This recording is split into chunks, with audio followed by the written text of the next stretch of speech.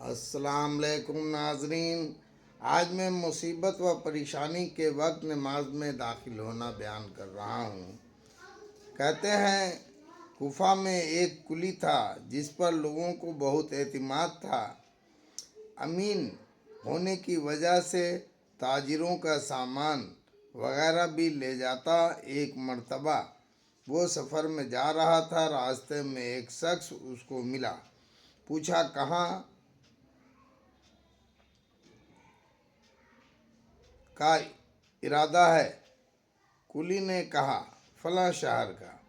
وہ کہنے لگا مجھے بھی جانا ہے، میں پاؤں سے چل سکتا تو تیرے ساتھ ہی چلتا۔ کیا یہ ممکن ہے کہ 1 دینار پر مجھے کھچر پر سوار کر لے؟ کلی نے اس کو منظور کر لیا۔ وہ سوار ہو گیا۔ راستے میں ایک دوراہ ملا۔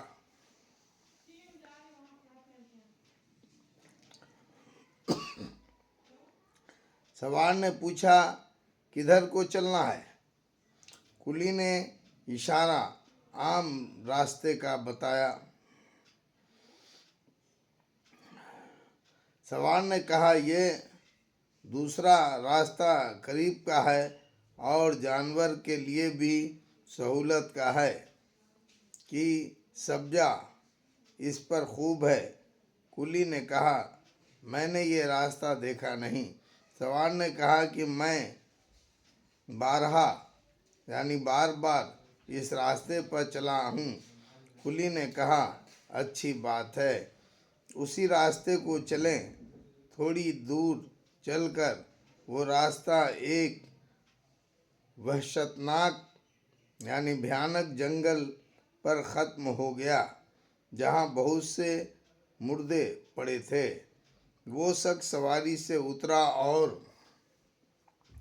کمر سے خنجر نکال کر کلی کے قتل کرنے کا ارادہ کیا۔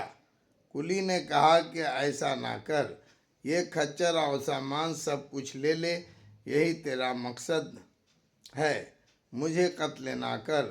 وہ نہ مانا اور قسم کھا لی کہ پہلے تجھے ماروں گا پھر یہ سب کچھ لوں گا۔ اس نے بہت عاجزی کی مگر اس ظالم نے ایک بھی نہ مانی۔ کلی نے کہا اچھا مجھے 2 رکعت آخری نماز پڑھ لینے دے۔ اس نے قبول کیا اور ہنس کر کہا جلدی سے پڑھ لے۔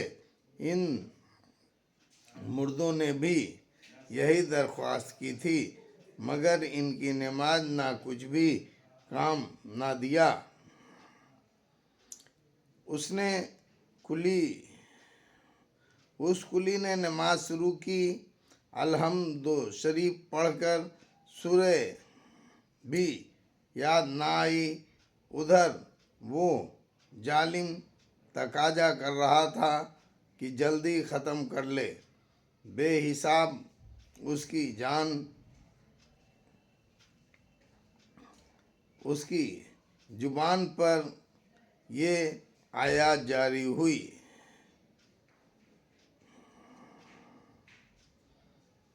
آخر آیات تک پڑھ رہا تھا اور رو رہا تھا کہ ایک سوار نمودار ہوا جس کے سر پر چمکتا ہوا خود لوہے کی ٹوپی تھا۔ اس نے نیزہ مار کر اس ظالم کو ہلاک کر دیا۔ جس جگہ وہ ظالم مر کر گرا آگ کے شعلے اس جگہ سے اٹھنے لگے۔ یہ نمازی بے اختیار سجدے میں گر گیا، اللہ کا شکر ادا کیا۔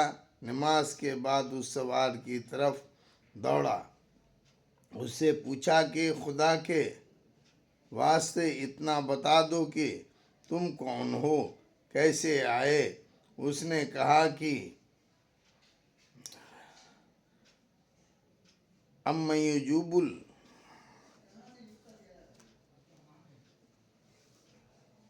المضطر کا غلام ہوں۔ اب تم مامون امن میں ہو، جہاں چاہے جاؤ۔ یہ کہہ کر چلا گیا۔ در حقیقت نماز ایسی بڑی دولت ہے کہ اللہ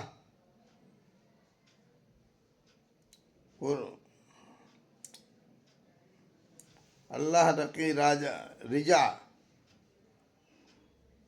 علاوہ دنیا کے مصائب یعنی مصیبتیں سے اکثر نجات کا سبب ہوتی ہے اور سکون قلب تو حاصل ہوتی ہی ہے۔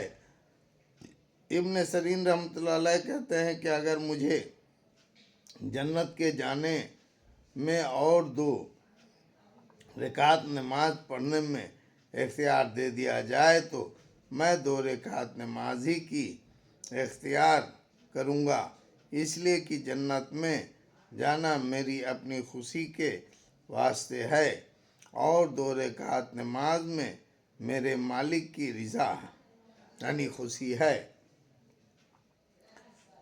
حضور اقدس صلی اللہ علیہ وسلم کا ارشاد ہے کہ بڑا قابل رشک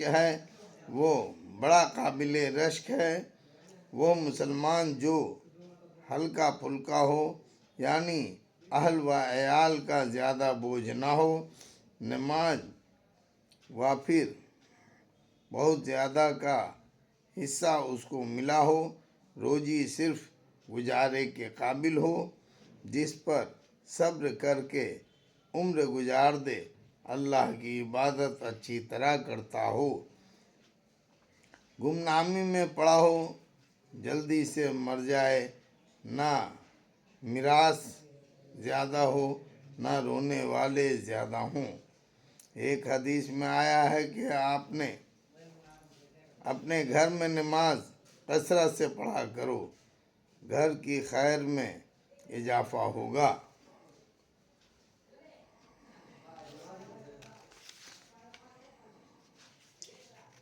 اللہ اکبر۔